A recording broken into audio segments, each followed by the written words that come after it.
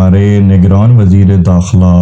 سرفراز بگٹی نے پروگرام میں شمولیت کی مہر بخاری صاحبہ کے پروگرام میں. مہر بخاری صاحبہ جو ہیں وہ کاشف عباسی صاحب کی اہلیہ ہیں اور وہ عمران خان صاحب کو کافی سپورٹ کرتی ہیں اور نون لیگ کی بڑی ہی کوئی کٹر قسم کی مخالف ہیں. انہوں نے تھوڑی ہوا شوا بری جناب ان کو سوالوں میں، تو سرفراز بگٹی صاحب نے جذبات میں آ کر کہہ دیا کہ نواز شریف صاحب کو تو ہم کسی قسم کا کوئی ویلکم نہیں کرنے دیں گے،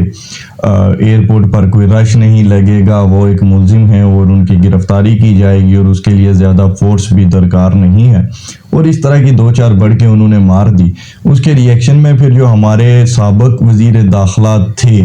رانا ثناء اللہ صاحب، انہوں نے پھر وہ ایکشن میں آئے اور انہوں نے تھوڑی دو چار باتیں جو ہیں وہ کر دی ان کے خلاف.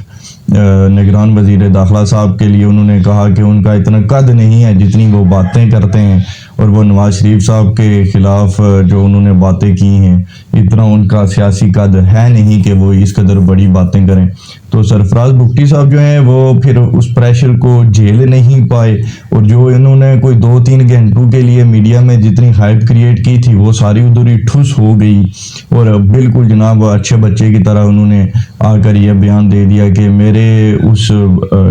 اس پروگرام میں باتیں کی تھی ان کو جی سیاق و سباق سے ہٹا کر پیش کیا گیا ہے، اور میں یہ کہتا ہوں کہ نواز شریف صاحب کی وطن واپسی خوش آئند ہے. تو یہ تو ہے ہماری نگران حکومت کے حالات. جو پچھلے 1.5 سال ہماری اپوزیشن تھی وہ بھی آپ دیکھ لیں گے. اپوزیشن لیڈر راجہ ریاض صاحب نون لیگ میں شمولیت اختیار کر چکے ہیں،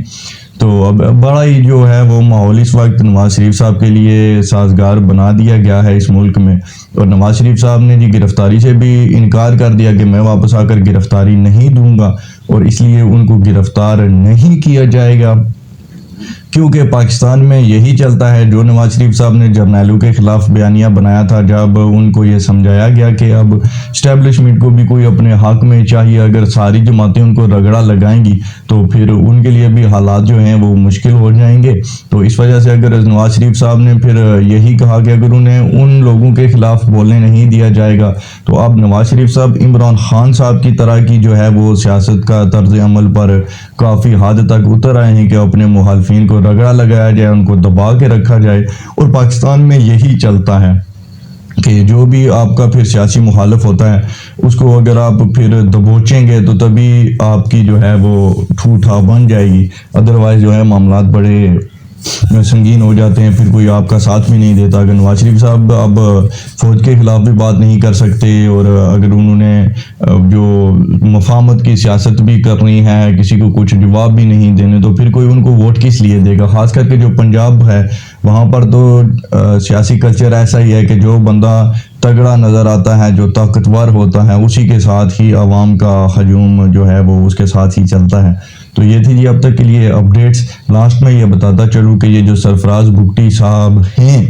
ان کے جو والد تھے ان کی اور نواب اکبر بگٹی کی سیاسی مخالفت جو ہے وہ شروع سے چلا کرتی تھی، اور سرفراز بگٹی صاحب کا جو خاندان ہے، ان کے جو والد ہیں وہ پہلے ضیاء الحق کے مجلس شورا کے ممبر رہے، اور اس کے بعد انہوں نے جو ہے وہ پیپلز پارٹی میں شمولیت اختیار کی. اور کیونکہ بلوچستان میں جو ہے وہ قبیلہ کی